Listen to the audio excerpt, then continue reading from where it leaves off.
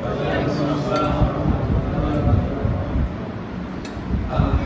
لله نحمده ونستعينه ونستغفره ونؤمن به ونتوكل عليه ونعوذ بالله من شرور أنفسنا ومن سيئات أعمالنا من يهده الله فلا مضل له ومن يضلل فلا هادي له ونشهد أن لا إله إلا الله وحده لا شريك له ونشهد أن سيدنا وحبيبنا ومولانا محمدا عبده ورسوله الذي أرسله بالحق بشيرا ونذيرا وداعيا إلى الله بإذنه وسراجا منيرا فقد قال الله تعالى في كلامه المجيد وفرقان الحميد أعوذ بالله من الشيطان الرجيم بسم الله الرحمن الرحيم ألقيا في جهنم كل كفار عنيد مناع للخير معتد مريب وقال تعالى في شان رسوله إن الله وملائكته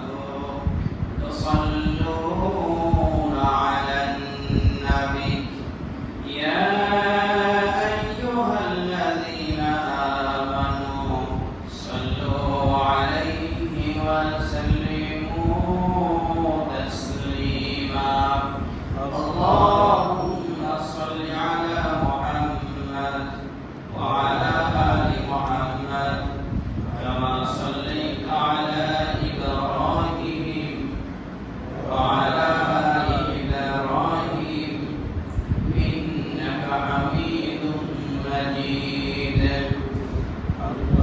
اللهم بارك على محمد وعلى آل محمد كما باركت على إبراهيم وعلى آل إبراهيم إنك حميد مجيد الحمد لله আল্লাহ সুবহানাহু ওয়া তাআলার দরবারে অসংখ্য অগণিত শুকর আদায় করছি যে মহান রব্বুল ইজ্জত ওয়াল জালাল আমাদেরকে শারীরিকভাবে সুস্থ থেকে দুনিয়ার সমস্ত ফাসাদ থেকে মুক্ত করে প্রতি সপ্তাহে ন্যায় সপ্তাহেও মসজিদে এসে দুবার সালাত আদায়ের জন্য বসা এবং কোরআন হাদিস থেকে কিছু কথা বলা ও শোনার তৌফিককে মহান রব্বুল আলামিন আমাদেরকে দান করবেন সে মহান সত্তার দরবারে কালিমাতুশ শুকর আদায় করছি আলহামদুলিল্লাহ সম্মানিত ভাইয়েরা আল্লাহ রব্বুল আলামিন আমাদেরকে দুনিয়াতে পাঠিয়েছেন হায়াত দিয়েছেন যে হায়াতের জিন্দেগি পথে খরচ করতে হবে এর দিক নির্দেশনাও আল্লাহ রব্বুল আলামিন দিয়েছেন এখন কোনো মানুষের সুযোগ নাই যে আমার হায়াত আমার যৌবন যেভাবে ইচ্ছা সেভাবে খরচ করব এই অধিকার আল্লাহ রব্বুল আলামিন আমাকে আপনাকে দেননি আল্লাহর নির্দেশিত পথেই এর ব্যবহার করতে হবে যদি আপনার নির্দেশিত পথে ব্যবহার করা যায় তাহলে সফলতা আসবে ইনশাআল্লাহ আর যদি আল্লাহ সুবহানাহু ওয়া তাআলার নির্দেশিত পথে ব্যবহার না হয় তাহলে এর কর্মফল ভোগ করা লাগবে। আপনার বলার সুযোগ নাই হায়াত আমার, হায়াত কাজ দিয়েছেন কাকে? আমাকে আপনাকে দিয়েছেন। কে দিয়েছেন? আল্লাহ দিয়েছেন। মূল চাবিকাঠি কার হাতে? আল্লাহর হাতে। সেজন্য অহংকারী ব্যক্তি, দাম্ভিক যারা হয়, এরা বেইজ্জতিও হয়। এরা কি হয়? কঠিনভাবে বেইজ্জতি হয়। কারণ সবকিছু নিয়ন্ত্রণ করেন কে? আল্লাহ রাব্বুল আলামিন নিয়ন্ত্রণ করেন। ওই যে দেখেন না কিছুদিন আগে একটা হাওয়ালা আর একটা নাওয়ালা নিয়ে মূলত সমস্যা, সব শেষ, সব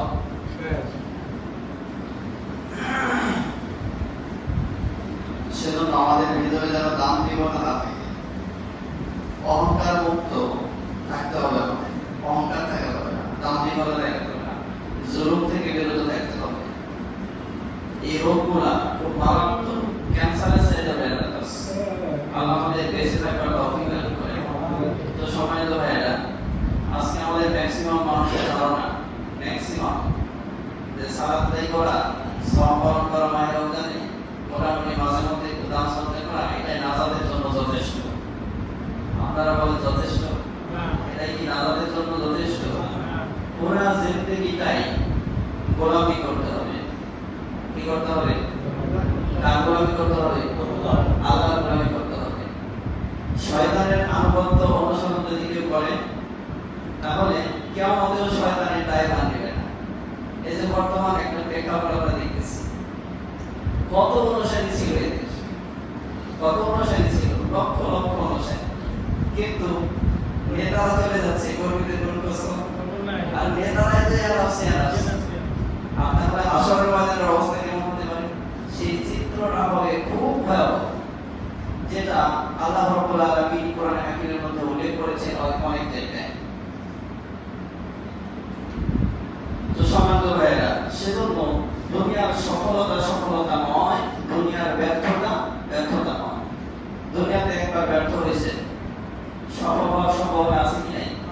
আর এই সফলতা কতদিন থাকবে এর কোনো সিউরিটি আছে? কথা বলেন। আর আখিরাতে যদি কেউ ব্যর্থ হয়ে যায়, ওর সফল হওয়ার সম্ভাবনা আছে? কোনো সম্ভাবনা নেই। তো সম্মানিত ভাইয়েরা, সেজন্য আমাদের চূড়ান্ত পর্যায়ের সফলতা অর্জন করার দরকার, ঠিক না? রাজি আছেন ইনশাআল্লাহ? আল্লাহ তৌফিক দান করেন। তো সম্মানিত ভাইয়েরা, যে কথা বলছিলাম, ম্যাক্সিমাম মানুষ মনে করে ইসলাম শুধুমাত্র নামাজ, রোজা, হজ, যাকাতের মধ্যে সীমাবদ্ধ। বিষয়টা এরকম না। আমার গোটা লাইফটাকে বন্দেগীতে পরিণত করতে হবে, দাসত্বে পরিণত করতে হবে, আল্লাহর আইন মানতে হবে। হায়াত আছে আমার যতক্ষণ, আল্লাহর আইন মানব ততক্ষণ। তো আজকে কিছু ভুল ধারণা আমাদেরকে জাহান্নামের দিকে নিয়ে যাচ্ছে। আজকে এমন কিছু বিষয় নিয়ে কথা বলবো যে বিষয়গুলো মানুষকে জাহান্নামের উপযুক্ত বানায়। মানুষ কিসের উপযুক্ত বানায়? আমরা তো সরাসরি ডাইরেক্ট সবে জান্নাতে যেতে চাই, ঠিক না? দেখি এমন কিছু বিষয় আছে যেগুলো মানুষকে জাহান্নামের উপযুক্ত বানায়।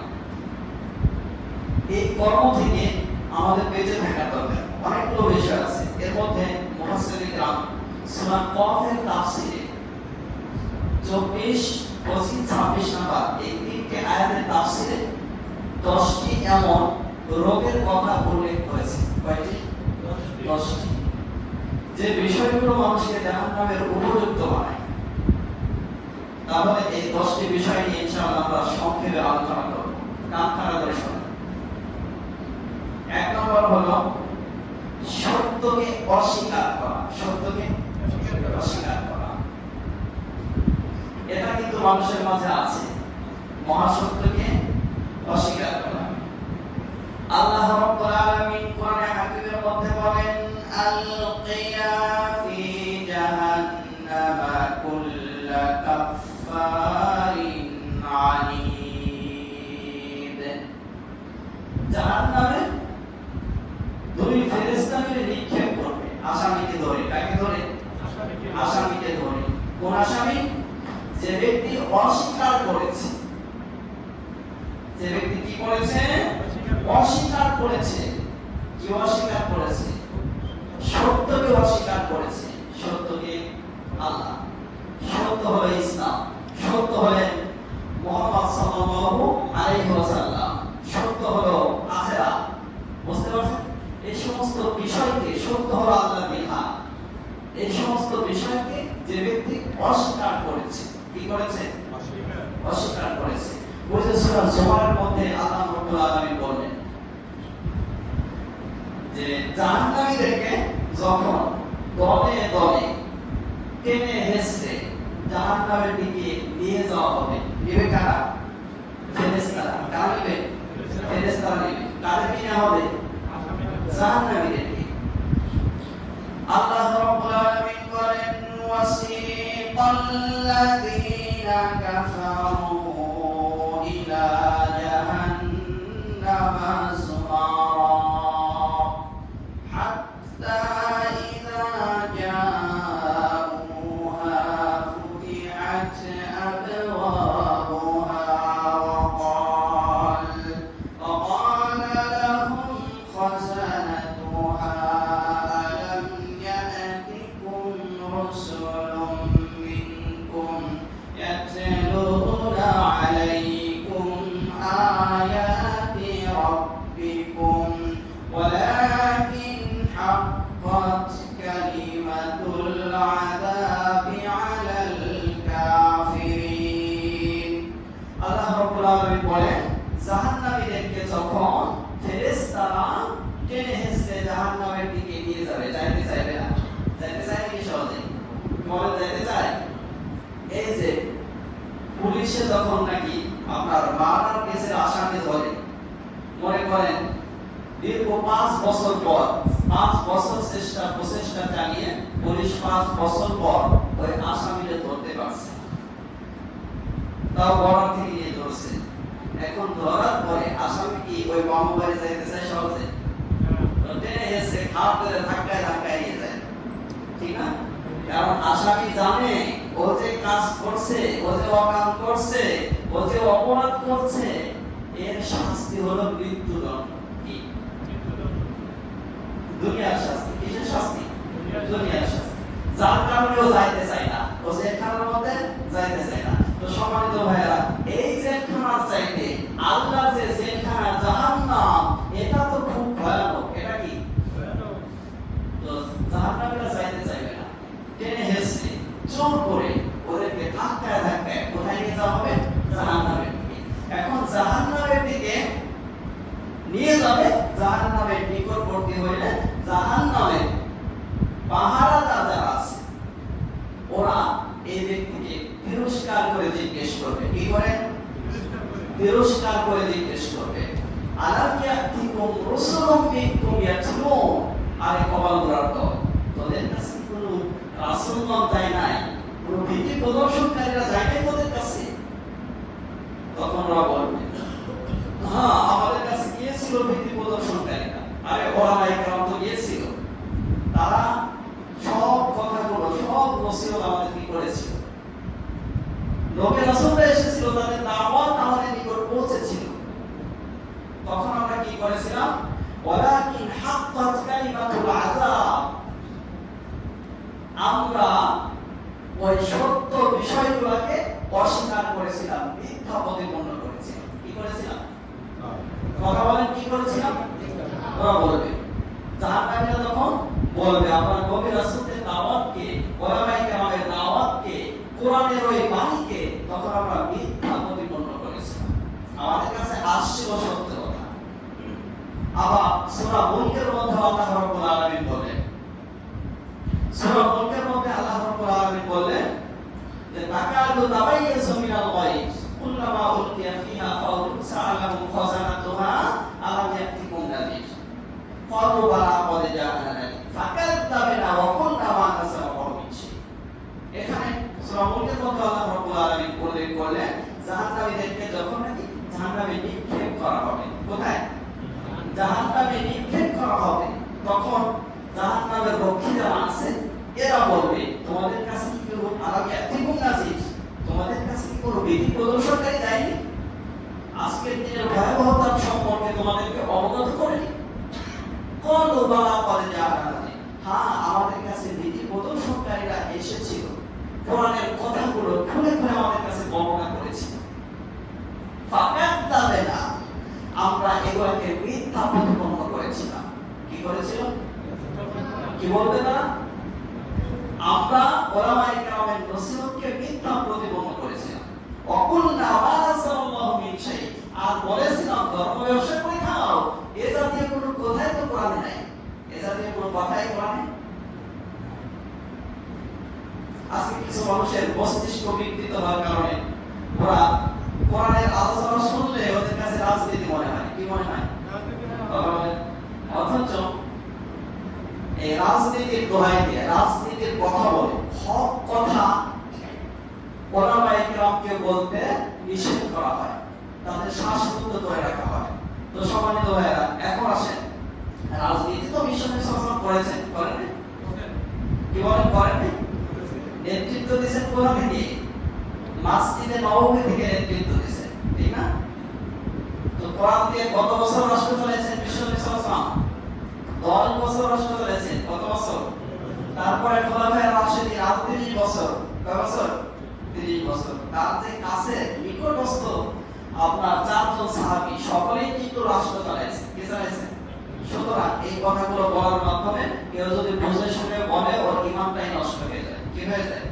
ওর জীবনে কোনো ব্যক্তি যদি বুঝে শুনে এই কথাটা বলে, ওর ঈমান নষ্ট হয়ে যায়, ওর জীবনের একটা শেষ ধারণা কবুল করবে না। আল্লাহ আমাদের বুঝবার তৌফিক দান করেন। তো সম্মানিত ভাইরা, ওই জাহান্নামীরা কি বলবে? আমাদের কাছে বিধি প্রদর্শনকারীরা এসেছিল, হক কথাগুলো বলেছিল, আমরা সেগুলোকে মিথ্যা প্রতিপন্ন করেছিলাম, অস্বীকার করেছিলাম, আর বলেছিলাম এ জাতীয় কোনো কথাই কোরআনে নেই, আল্লাহ নাযিল করেন নাই। বুঝতে পারছেন? ইন আনতুম ইল্লা ফি দালালিন কাবীর। আর তাদেরকে বলেছিলাম, আর তোমরা তো পথ ভ্রষ্টতার মধ্যে আছো। তোমরা কিসের মধ্যে আছো? ভ্রষ্টতার মধ্যে আছো, গোমরাহির মধ্যে আছো। তোমরা এই আধুনিক বিশ্ব সম্পর্কে তোমাদের কোনো ধারণাই নেই। আছে না এ জাতীয় কিছু কথা বলার মতো মানুষ? ওরা সেদিন আফসোস করে কি করবে জানেন? ক্বালু লাউ কুননা নাসমাউ আও নাকিল। আয় আফসোস, এর আজকে জাহান্নামে যাওয়া হচ্ছে। যদি আমরা ওই সময় ওলামায়ে কেরামের কথাগুলোকে মেনে নিতাম, তাহলে আজকে আমাদের এই জাহান্নামের সম্মুখীন হওয়া লাগতো না। তো সম্মানিত ভাইরা, যে সব বিষয় মানুষকে জাহান্নামের উপযুক্ত বানায়, এর মধ্যে এক নম্বরে কি বললাম? সত্যকে অস্বীকার করা। সত্যকে অস্বীকার করা। এই যে শয়তানের অপরাধ ছিল, শয়তানের অপরাধ ছিল হলো আল্লাহর একটা নির্দেশকে অস্বীকার করা। কি করা? আবা ওয়াস্তাকবার। কোরআন হাকিমের মধ্যে আল্লাহ রাব্বুল আলামিন বলেছেন যে সে অস্বীকার করলো, অতঃপর সে কি করলো? অহংকার করলো। তাহলে এই যে অস্বীকার করা, সত্যকে অস্বীকার করা, এই রোগটা কার রোগ? শয়তানের রোগ। কার রোগ? কথা বলেন। এটা কোনো মুমিনের ভিতরে থাকতে পারে না। আর যার ভিতরে এই ব্যাধিটা আছে, বুঝতে হবে এই ব্যাধিটাকে জাহান্নামের উপযুক্ত বানিয়ে ফেলেছে। বুঝতে পারছেন? তো সম্মানিত ভাইরা, এরপরে 2 নম্বর, আল্লাহর প্রতি অকৃতজ্ঞতা। কার প্রতি? আল্লাহর প্রতি। আল্লাহ তাআলার প্রতি অকৃতজ্ঞতা, এটা মানুষকে জাহান্নামের উপযুক্ত করে দেয়। কার প্রতি অকৃতজ্ঞতা? কথা বলেন। আল্লাহর প্রতি। আল্লাহ রাব্বুল আলামিন কত নিয়ামত আমাকে আপনাকে দান করলেন। অকৃতজ্ঞ মানুষ কিভাবে হয় দেখেন। এই যে ফসলের মালিককে জমিন থেকে, এই মরা জমিনকে বৃষ্টির মাধ্যমে জীবিত করে আল্লাহ রাব্বুল আলামিন এখান থেকে ফসল উৎপাদনের মাধ্যমে আমাদের রিজকের ব্যবস্থা করেন। কিসের ব্যবস্থা করেন? কিন্তু বড় পরিতাপের বিষয়, এ জাতি বুঝতে ব্যর্থ যে এটা আল্লাহ তাআলার নিয়ামত। জমিন থেকে ফসল ভালো হলে এক শ্রেণীর মানুষ আছে যারা মিডিয়ার সামনে এসে বলে, ওই ফসলগুলো দেখায় আর বলে এবছর আমরা বাম্পার ফলন দিয়েছি। কি ফলন দিয়েছি? অথচ ফসল দিলেন কি আল্লাহ। আসমান থেকে যদি আল্লাহ বৃষ্টি বন্ধ করে দেন, কারণ পাপের ক্ষমতা নাই ফসল উৎপাদন করা, ঠিক না? অথচ বলতেছে এই বছর আমরা কি ফলন দিছি? আল্লাহ নিয়ামতের প্রতি অকৃতজ্ঞতার বহিঃপ্রকাশ, ঠিক না? তো সম্মানিত ভাইরা, সেজন্য কোরআন হাকিমের মধ্যে আল্লাহ রাব্বুল আলামিন বললেন, ইন্নাল ইনসানা লিরাব্বিহি লাকানুন, মানুষ বড়ই অকৃতজ্ঞ তার প্রতিপালকের প্রতি। আজকে মনে করেন আপনার মেধার কারণে, কিসের কারণে? মেধার কারণে, পরিশ্রমের কারণে অনেকে জিরো থেকে হিরো হয়ে যায়। জিরো থেকে কি হয়ে যায়? হিরো হয়ে যায়। এবার মনে করেন ওই ব্যক্তি চিন্তা করতে থাকে যে, এবং বলতেও থাকে অনেক মানুষ আমি পেয়েছি, এটা তো আমার কর্মের ফল। এটা কিসের ফল? আমার মেধার জোরে, আমার পরিশ্রমের জোরে আমি এই সম্পদের মালিক হয়েছি। কিসের মালিক? ওকে আল্লাহর প্রতি কৃতজ্ঞ না অকৃতজ্ঞ? এই মেধা দান করলেন কে? আল্লাহ। আরে আপনার মতো হাজারো মেধাবী মানুষ আছে বা ছিল, ওদেরকে আল্লাহ রাব্বুল আলামিন জিরো বানায় রাখছেন। কি বানায় রাখছেন? এমন দৃষ্টান্ত আছে কি নাই? আর আপনি যখন হিরো হয়ে গেছে, এই হিরোকে জিরো বানাইতে আল্লাহর 1 সেকেন্ডও টাইম লাগে না, ঠিক কি না? বানাতে পারেন তিনি কি? আল্লাহ। সেজন্য 2 নম্বর, আল্লাহ রাব্বুল আলামিনের প্রতি অকৃতজ্ঞতা, এটা মানুষকে জাহান্নামে বানিয়ে ফেলে, জাহান্নামে নেওয়ার উপযুক্ত করে তোলে। তো সম্মানিত ভাইরা, সেজন্য কোরআন হাকিমের মধ্যে আল্লাহ রাব্বুল আলামিন বলেছেন, লা ইন শাকারতুম লা আযীদান্নাকুম ওয়া লা ইন কাফারতুম ইন্না আযাবি লাশাদীদ। আল্লাহ তাআলা বলেন, তোমরা যদি আমার নিয়ামতের কৃতজ্ঞতা প্রকাশ করো, লা আযীদান্নাকুম, আমি রব্বুল আলামিন তোমাদের নিয়ামতগুলোকে বাড়িয়ে দেব। ওয়া লা ইন কাফারতুম, যদি আমি আল্লাহ তাআলার নিয়ামতের প্রতি অকৃতজ্ঞ হও, ইন্না আযাবি লাশাদীদ, তাহলে জেনে রাখো আমি আল্লাহ তাআলার আযাব বড় কঠিন। আযাব বড় কঠিন। সেজন্য সর্ব অবস্থায় আল্লাহ রাব্বুল আলামিন আপনাকে যেমন রাখেন, সব অবস্থায় কি বলতে হবে? আলহামদুলিল্লাহ। আল্লাহর নিয়ামতের প্রতি কৃতজ্ঞ হতে হবে। কি হতে হবে? একটু তাকায় দেখেন, যে মানুষটার কোনো সম্পদ নাই, মনে করেন কোনো টাকা পয়সা নেই, ঘর বাড়ি নাই, কিছুই নাই, 1% জমিও নাই, এই ব্যক্তির ভিতরে আল্লাহ রাব্বুল আলামিন কয়েক কোটি টাকার পার্স ঢোকায় দিয়েছেন। চিন্তা করছেন? আল্লাহ যদি অন্ধ করতেন, ক্ষমতা ছিল, দৃষ্টি শক্তি কারো দেয়া ক্ষমতা ছিল না, শ্রবণ শক্তি যদি আল্লাহ না দিতেন, কিনে নেওয়ার ব্যবস্থা ছিল, বাক শক্তি যদি আল্লাহ রাব্বুল আলামিন না দিতেন, কিছু করার ছিল? কিছুই করার ছিল না। এগুলো বিশাল বিশাল নিয়ামত। কখনো কি চিন্তা করছেন? এই যে দেখেন আমাদের ঈশান কুবলপুর বাজারেই তো অনেক ভাইরা আছে, কয়েকজন ভাই আছে যারা কথা বলতে পারে না। কি বলতে পারে না? কানে শোনে না, আছে না? আল্লাহ ওই কাতারে শামিল করতে পারতেন, এখনো পারে। আমি কিছুদিন পূর্বে ধুতির গেটে গিয়েছি, সেখানে গিয়ে দেখি এক ধনী ফ্যামিলির ছেলে, ভালো মানুষ, ওনার 1 চোখ পুরাটাই ড্যামেজ হয়ে গেছে, কিছুই দেখেন না। আর একটা 95% চলে গেছে, 5% আছে। কত পার্সেন্ট? ভালো মানুষ। দীর্ঘ 3-4 বছর পরে আমার সাথে দেখা, কান্না করে দিয়েছিলাম, বললাম ধৈর্য ধরেন। কি করেন? ধৈর্য ধরেন। তো সম্মানিত ভাইয়া, এগুলো যে নিয়ামত, বিশাল বড় বড় নিয়ামত এগুলা, কখনো কি কল্পনা করছেন? এই নিয়ামতের কথা স্মরণ হওয়ার পর কখনো কি আল্লাহ রাব্বুল আলামিনের প্রতি কৃতজ্ঞতা প্রকাশ করছেন? কখনো কি বলছেন চিন্তা করে, আলহামদুলিল্লাহ, আল্লাহ আল্লাহ পেনা?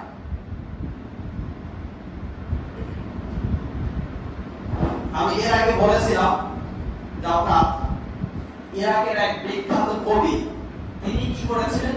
তার হলো বিশাল বড় একজন দার্শনিক কবি। তো তিনি একদিন চিন্তা করতেছেন, আমি এত বড় মাপের ব্যক্তি, আমার পায়ে নাই স্যান্ডেল। তৎকালীন সময় স্যান্ডেল কিন্তু অনেক কঠিন। তো আমার পায়ে জুতা স্যান্ডেল নাই। মুরব্বী যাদের বয়স 80 বছরের উপরে হয়েছে বা আপনার 70 প্লাস, তারা অনেকে এই অভাব অনটনের সময় অতিবাহিত করছে, ঠিক না? এটা আরো আগে ঘটনা। তো এই কবি চিন্তা করতেছেন, আমার পায়ে স্যান্ডেল নাই, আমি এত বড় একজন ব্যক্তিত্ব। তো তিনি কি করলেন? মনটা খারাপ, হাঁটতেছেন, হাঁটতে হাঁটতে একটা পর্যায়ে দেখলেন বসে ভিক্ষা করে, তার দুই পার এক পাও নেই। সঙ্গে সঙ্গে চিন্তা লুটিয়ে বলে যে আল্লাহ তোমার কাছে স্যান্ডেল চাই না, তুমি তো আমাকে পায়ের মতো নিয়ামত দান করেছো, স্যান্ডেল লাগবে না। ওই ব্যক্তি থেকে তোমাকে হাজার করে ভালো রেখেছো, যার পা দুটি একটিও নাই। সেজন্য আপনার ভিতরে কৃতজ্ঞতা, আল্লাহ তাআলার প্রশংসা তখনই আসবে যখন আপনি নিচের দিকে তাকাবেন। কোন দিকে? নিচের দিকে। আর যখন উপরের দিকে তাকাবেন তখন ধোঁকা খাইতে খাইতে খাইতে খাইতে একটা পর্যায়ে আপনার আখিরাতের জীবনটা নষ্ট হয়ে যাওয়ার সম্ভাবনা বেশি। বুঝতে পারছেন? কারণ দুনিয়া হলো এমন জিনিস যেটা আপনাকে শুধু ধোঁকা দেবে, আর দুনিয়া যত শব্দ করে ধরতে যাবেন তত বেশি আপনাকে ঠকাবে। বুঝতে পারছেন? এর দৃষ্টান্তস্বরূপ আপনি যদি বঙ্গোপসাগরে যান, কোথায়? বঙ্গোপসাগরে যান, বঙ্গোপসাগরে গিয়ে আপনি এভাবে খামসি দিয়ে, পাঁচ আঙ্গুল দিয়ে খামসি দিয়ে বঙ্গোপসাগরের সমস্ত পানি আপনার হাতের মুঠোর মধ্যে নিতে চান, আপনি বলেন যত মজবুত করে ধরবেন তত বেশি পানি আপনার হাতের ভিতর থেকে বেরিয়ে যাবে। দুনিয়ার অবস্থাটাও এরকম, আপনি যত বেশি মজবুত করে দুনিয়াকে শক্ত করে ধরবেন, দুনিয়া তত বেশি আপনাকে নিঃস্ব করবে। এটাই বাস্তব। তো সম্মানিত ভাইয়েরা, সেজন্য আল্লাহ তাআলার নিয়ামতের প্রতি অকৃতজ্ঞতা এটা মানুষকে জাহান্নামের উপযুক্ত করে দেয়। কিসের উপযুক্ত? তাহলে যেই হালাতে আছি, যেই অবস্থায় আছি, সর্ব অবস্থায় কৃতজ্ঞতা প্রকাশ করতে হবে কার? আল্লাহ তাওফিক দান করে। আর আল্লাহর ওয়াদা তো আছে, আল্লাহ বলেন বান্দা তুই যদি আমি আল্লাহ তাআলার নিয়ামতের কৃতজ্ঞতা প্রকাশ করিস, আমি আল্লাহ তোর নিয়ামত বাড়াই দেব। কি করব? নিয়ামত বাড়াই। আর যদি অকৃতজ্ঞ হস তাহলে জেনে না আমি আল্লাহ তাআলার আযাব বড় কঠিন। তো সম্মানিত ভাইরা, এরপরে এই বিষয়টা কান খাড়া করে শুনুন। সত্যপন্থীদের সাথে শত্রুতা করা এটা মানুষকে জাহান্নামের উপযুক্ত করে ফেলে। সত্যপন্থী যারা আছে, সৎ এবং সত্যপন্থী যারা আছে, এদের সাথে শত্রুতা পোষণ করা। আপনারা দেখেছেন হক কথা বললে গুম করে ফেলা হতো। কি করা হতো? সত্য কথা বললে, আল্লাহর বিধানের কথা বললে অভিযোগ, হামলা, মামলা, নির্যাতনের শেষ ছিল না। এটা নতুন নয়, এটা যুগ যুগ ধরে করে আসা হয়েছে। কাদের সাথে করা হয়েছে? পৃথিবীর শ্রেষ্ঠ মানুষ নবী রাসূলদের সাথে করা হয়েছে। আমি পূর্বে বলেছি রাসূল কারীম সাল্লাল্লাহু আলাইহি ওয়াসাল্লাম ওনার চাইতে বড় বুজুর্গ, বড় আল্লাহওয়ালা, বড় পরহেজগার ব্যক্তি কেউ ছিলেন না, বর্তমানেও নাই, ভবিষ্যতেও আসবে না। ওনাকে ৮২ বার পর্যন্ত হত্যার ষড়যন্ত্র করা হয়েছে। কতবার? ৮২ বার। প্রত্যেকটা নবীদেরকে হুমকি দেওয়া হয়েছে, তোমাদেরকে দেশান্তর করা হবে, তোমাদেরকে হত্যা করা হবে। কোরআনে হাকিমে আল্লাহ রাব্বুল আলামিন উল্লেখ করেছেন। তো সম্মানিত ভাইরা, এভাবে যুগে যুগে সত্যপন্থী যারা ছিল, এদের সাথে জাতিরা না বোঝার কারণে শত্রুতা পোষণ করে এরা জাহান্নামী হয়ে গেছে। কি হয়ে গেছে? জাহান্নামী হয়ে গেছে। সেজন্য এদিকে সতর্কতা অবলম্বন করার দরকার। এই বিষয়টা আপনি শত্রুতা করলেন কার সাথে? একজন আলেমের সাথে। কি কারণে করলে? সে কোরআন থেকে কথা বলে, আল্লাহর বিধান থেকে কথা বলে। এজন্য যদি আপনার শত্রুতা হয়, আপনি আলেমের বিপক্ষে অবস্থান নেন নাই, আলেমের সাথে শত্রুতা করেন নাই, শত্রুতা পোষণ করেছেন বিশ্ব নবী সাল্লাল্লাহু আলাইহি ওয়াসাল্লামের ওয়ারিসের সাথে, শত্রুতা পোষণ করেছেন আল্লাহর আইনের সাথে। তাহলে একটু চিন্তা করে দেখেন পরিণামটা কি হতে পারে। তো সম্মানিত ভাইরা, এরপরে কল্যাণের পথে বাধা হয়ে দাঁড়ানো। আলোচনা করছি কোন বিষয়ে? যেসব জিনিস মানুষকে জাহান্নামের উপযুক্ত করে দেয়। ৪ নাম্বার কি বলেন তো? কল্যাণের পথে বাধা হয়ে দাঁড়ানো। তো কল্যাণের পথ কোনটা? কথা বলেন। ইসলামের পথ। কিসের পথ? কোরআনের পথ, আল্লাহ রাসূল সাল্লাল্লাহু আলাইহি ওয়াসাল্লামের আদর্শের পথ। এগুলো হলো কল্যাণের পথ। কিসের পথ? কল্যাণের পথ। মনে করেন কোন একটা জায়গায় কোরআনের তাফসীর হবে। কি হবে? কোরআনের তাফসীর হবে। এক ব্যক্তিকে সেটাকে বা কয়েকজনকে সেটাকে বন্ধ করে দিল। কি করে দিল? অথবা আল্লাহ দ্বীন প্রতিষ্ঠিত করার জন্য কিছু মানুষ আল্লাহ দ্বীনকে প্রতিষ্ঠিত করার জন্য প্রচেষ্টা চালায়। আপনি সেখানে গিয়ে বাধা দিলেন, সেখানে গিয়ে কি করলেন? বাধা দিলেন। অথবা তারা যেন আল্লাহ দ্বীন প্রতিষ্ঠিত না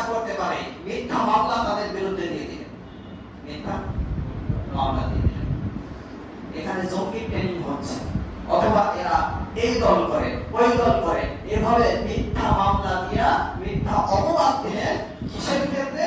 কল্যাণের পথে আপনি বাধা হয়ে দাঁড়ায়। এই যে কাজটা করা হলো, এই কাজটা আপনাকে জাহান্নামের উপযুক্ত করে ফেললো। বুঝতে পারছেন? আল্লাহ এই মামলায় আপনাকে জাহান্নামে নিক্ষেপ করতে পারে। সেজন্য এই ব্যাধিগুলো কোনো মুমিনের ভিতরে থাকতে পারে না। এখন আপনি হয়তো মনে মনে চিন্তা করতেছেন, আমি তো ভালো কাজও করি, কি কাজ করি?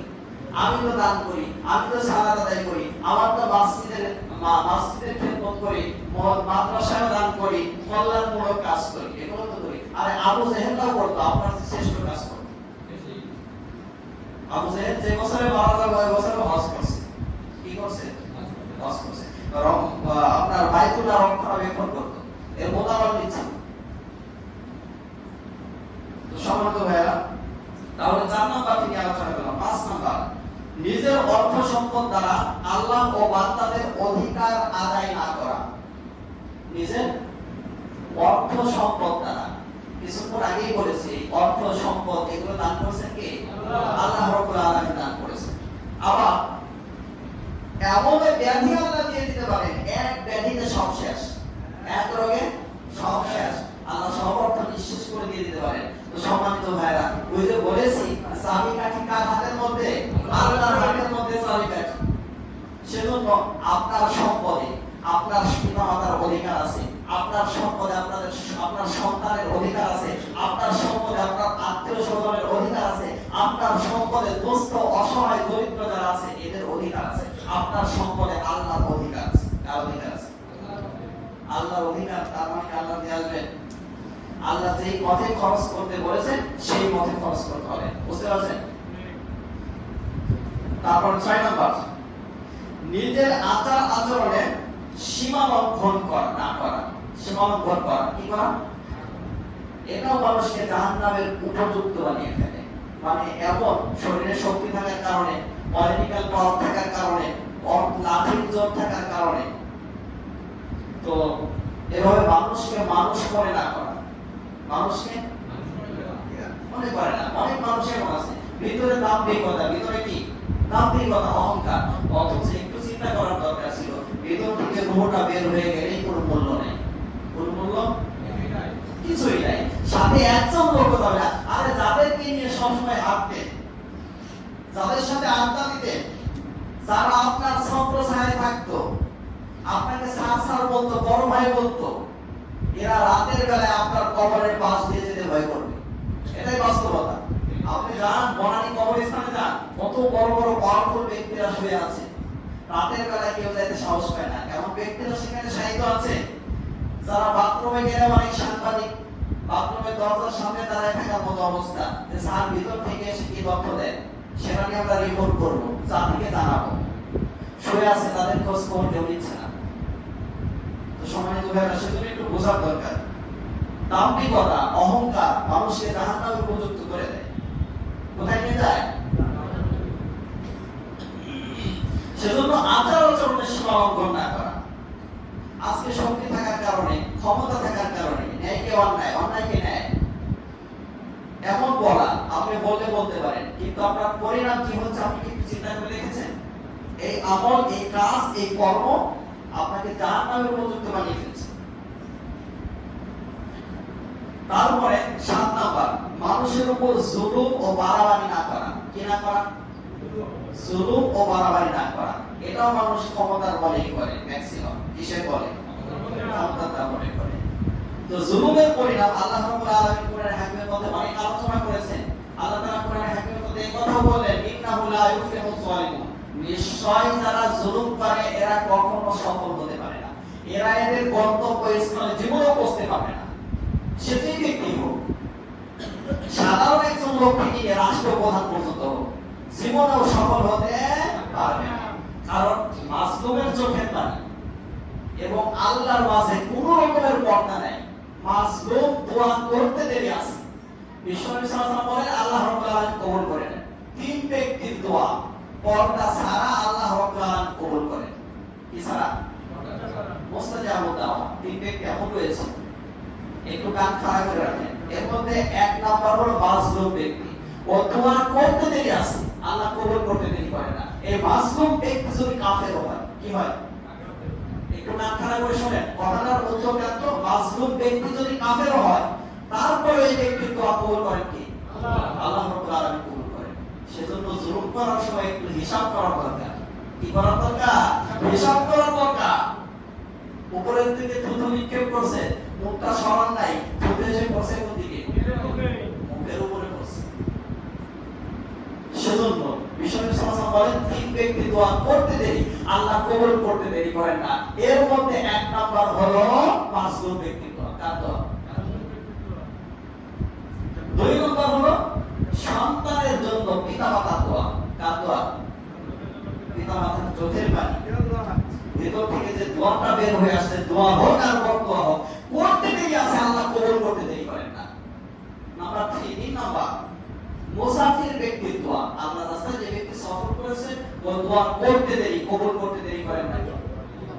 সম্মানিত ভাইরা, সেজন্য কোন ব্যক্তি যেন নির্যাতিত না হয় আপনার হাত থেকে, আপনার জবান থেকে, এদিকে লক্ষ্য রাখতে হবে। আর জালেমের সাথে যেন আপনার কানেকশন না হয়। কোরআন হাকিমে সূরা হুদের মধ্যে আল্লাহ রাব্বুল আলামিন বলেন, এটা খুব মানে মনোযোগ সহকারে শোনার দরকার আমাদের। জালেম ব্যক্তি, তার সাথে যেন জুলুমের ক্ষেত্রে আপনার কানেকশন না থাকে। যদি থাকে তাহলে জালেমের সাথে মিলিয়ে আল্লাহ রাব্বুল আলামিন জাহান্নামে নিক্ষেপ করবেন। কোরআন হাকিমের মধ্যে আল্লাহ রাব্বুল আলামিন বলেছেন, ওয়ালা তারকানু ইলাল্লাযিনা যালামু ফাতামাসসাকুমুন নার। তোমরা জালেমদের সাথে মিলে যেও না। যারা জালেমদের সাথে মিলে যাবে, মিলতাল করে কানেকশন রেখে জীবন যাপন করবে, আল্লাহ তাআলা বলেন জাহান্নামের আগুন তাদেরকে গ্রাস করে নেবে। খুব মানে ইম্পর্টেন্ট বিষয়। 7 নাম্বার গেল। 8 নাম্বার, ইসলামের বিধানসমূহের সত্যতার ব্যাপারে সন্দেহ পোষণ করা। কি করা? এখন ব্যাখ্যা করতে পারলাম না। এবং অন্যদের অন্তরে সংশয় সন্দেহ সৃষ্টি করে দেয়া, এই ব্যাধিটা ছিল মুনাফিকদের। কাদের ছিল? মুনাফিকদের ছিল। তারপরে 9 নাম্বার গেল। 10 নাম্বার। 10 নাম্বার হলো সার্বভৌমত্বের মালিক। কোরআন হাকিমের শান্তি বলবান আপনাদেরকে শোনাচ্ছি। সার্বভৌমত্বের মালিক অন্য কাউকে মনে করা। অন্য কাউকে মনে করা, এটা শিরক। এটা কি? শিরক। এই কাজ, এই আকীদা, এই ঘোষণাটা, এগুলো মানুষকে জাহান্নামে নিয়ে যাবে। কোথায় নিয়ে যাবে? দেখেন, একটু চিন্তা করে দেখেন। আল্লাহ রাব্বুল আলামিন বলতেছেন, আনাল কুওয়াতা লিল্লাহি জামিআ। সমস্ত ক্ষমতার মালিক আল্লাহ। সমস্ত ক্ষমতার মালিক কি? আল্লাহ। আর কোন মানুষ যদি বলে সমস্ত ক্ষমতার মালিক জনগণ, তাহলে কি হবে? ওর জীবনের একটা সেজদা আল্লাহ কবুল করবেন না। ওর জীবনের এক রাকাত সালাত আল্লাহ রাব্বুল আলামিন কবুল করবেন না। ওর জীবনের এক টাকা দান আল্লাহ রাব্বুল আলামিন কবুল করবেন না। ওর জীবনের একটা হজ আল্লাহ রাব্বুল আলামিন কবুল করবেন না। যত ইবাদত বন্দেগী আছে একটা আল্লাহ কবুল করবেন না। কারণ শিরক করছে কার সাথে? আল্লাহর সাথে। নবী রাসূলদেরকে এই দাওয়াত দেওয়ার জন্যই আল্লাহ রাব্বুল আলামিন দুনিয়াতে পাঠিয়েছেন। আর এই কথা বলতে গিয়েই নবীরা বাতিলের টার্গেটে পড়েছিলেন যে সমস্ত ক্ষমতার মালিক কে? আল্লাহ। বুঝতে পারছেন? সেজন্য কোন ব্যক্তি মুসলিম থাকতে পারে না যে ব্যক্তি এই কথা বিশ্বাস করে, এই কথার স্লোগান দেয় যে সমস্ত ক্ষমতার উৎস জনগণ। সে কি থাকতে পারে না? কথা বল, মুসলিম থাকতে পারে না। সেজন্য এই 10টি বিষয়কে আলোচনা করলাম। এই 10টি বিষয় মানুষকে জাহান্নামের উপযুক্ত বানায়। কিসের উপযুক্ত বানায়? জাহান্নামের উপযুক্ত বানায়। আল্লাহ আমাদের এই 10টি বিষয় বর্ণনা করার তৌফিক দান করেন। যারা সালাত আদায়